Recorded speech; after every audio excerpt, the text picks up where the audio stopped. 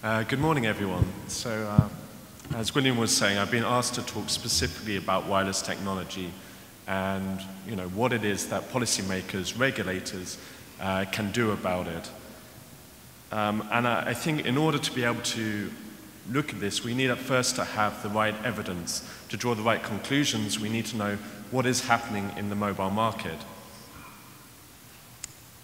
So this slide behind me is taken from the Cisco Visual Networking Index, which is a report that we do once a year and looks at global IP traffic. This specific slide is on mobile data traffic.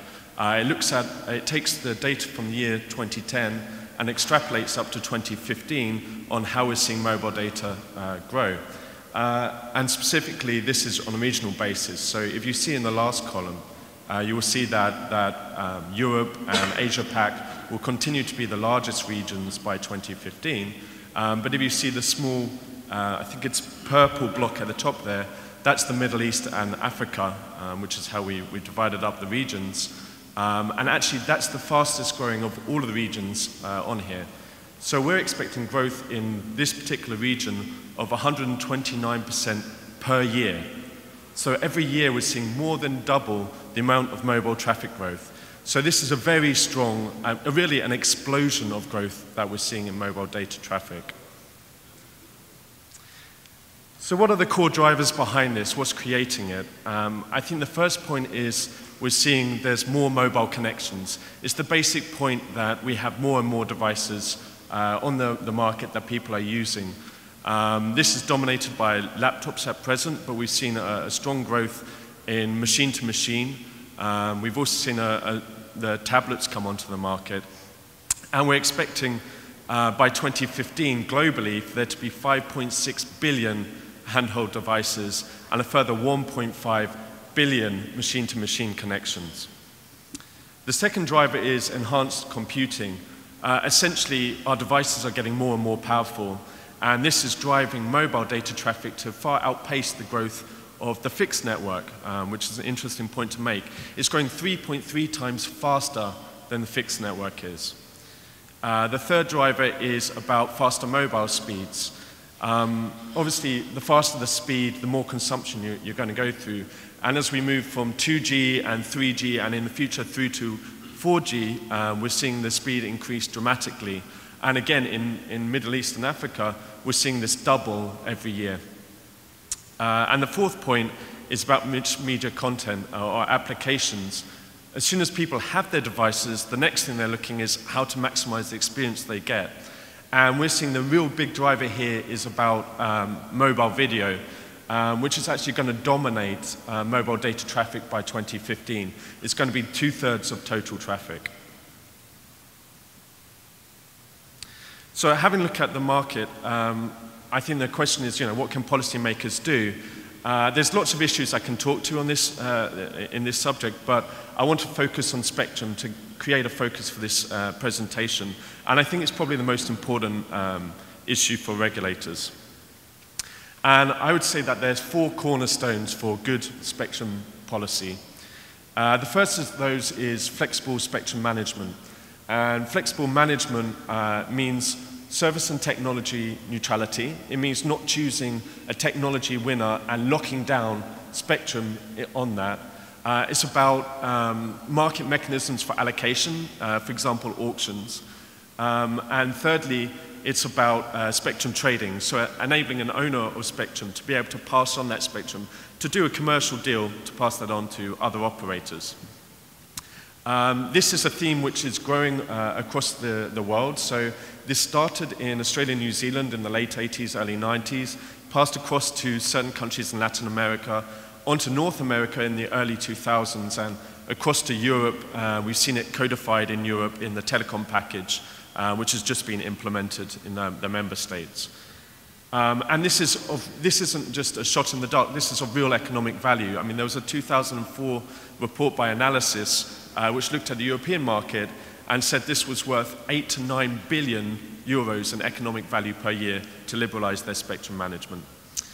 The second point is on making spectrum available for mobile broadband. I think this is quite an obvious point, but this is really a trend at the moment. So we saw the US did it with their 2008 auction. We've seen moves in Europe to open it up. South America looks like it's going to copy the US model in most countries. Australia is opening up 126 megahertz. So this is something that we need to look at. And we shouldn't just think that this can be done at any time. This should be done in a timely manner. Spectrum Value Partners in 2007 showed in a report that if Europe delayed by 4 years opening up the digital dividend, the 800 megahertz, it would cost them 20 billion euros in lost economic value. And the final point is, or the final cornerstone, is on considering license-exempt spectrum. I think this is a little bit of the ugly sister of licensed spectrum. You know, all the headlines go to licensed spectrum, spectrum which goes to mobile operators. But unlicensed or license-exempt spectrum, where you don't have a single user, but you set the parameters and multiple operators can use that spectrum, is a very important part of the puzzle.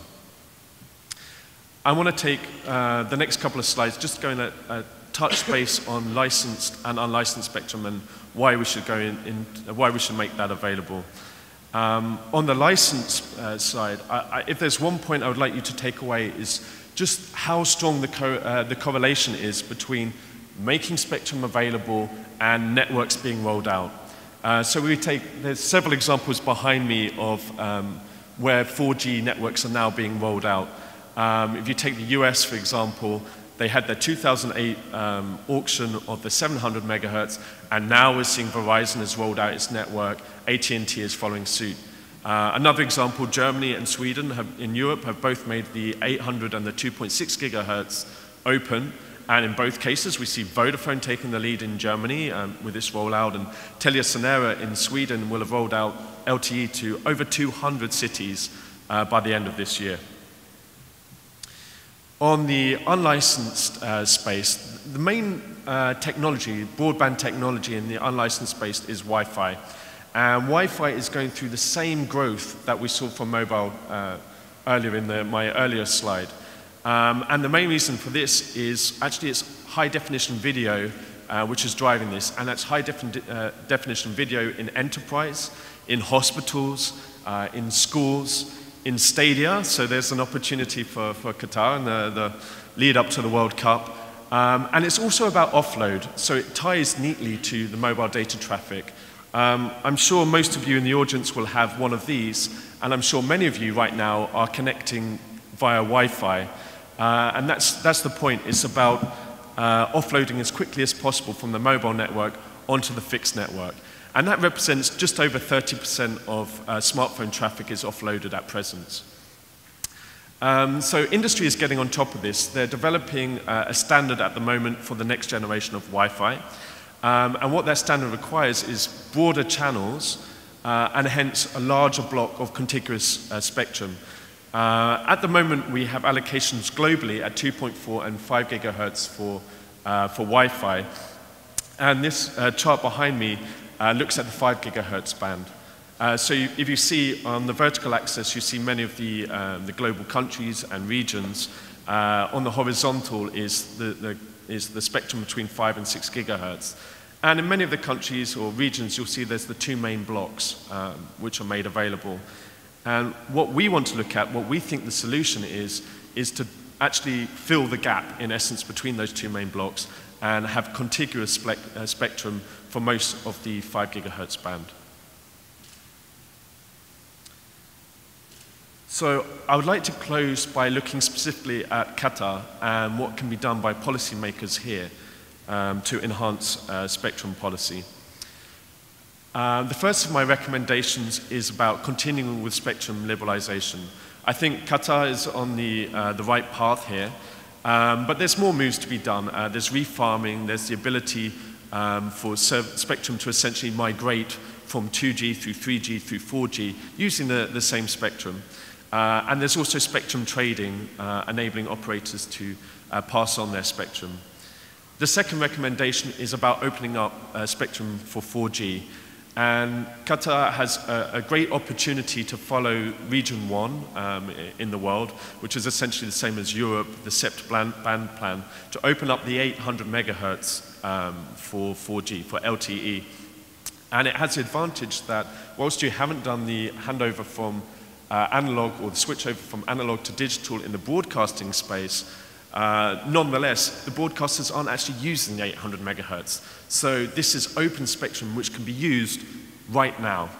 And I think they also need to think about, or at least consider, where are the global bands for 4G. And right now, we're seeing 700, 800, 1800, and 2.6. So I think those are things to bear in mind. My third recommendation is simply be ambitious. And I think the great models, role models for this are the US and the UK, which haven't just said, okay, what are the 4G spectrum needs right now? They've said, what are they going to be in a decade from now? And they both come to the conclusion that they need to open up 500 megahertz more of spectrum to cope with that curve we saw at the start of my presentation, where the traffic will continue to grow. And my final point is a positive one, I think, which is there's an opportunity for Qatar to take the lead when it comes on Wi-Fi, and following the plan I pointed out on opening up the 5 gigahertz band. So I think on that positive and optimistic message, I'd like to thank the audience and pass the floor to my esteemed colleague who will pass on his thoughts. Thank you very much.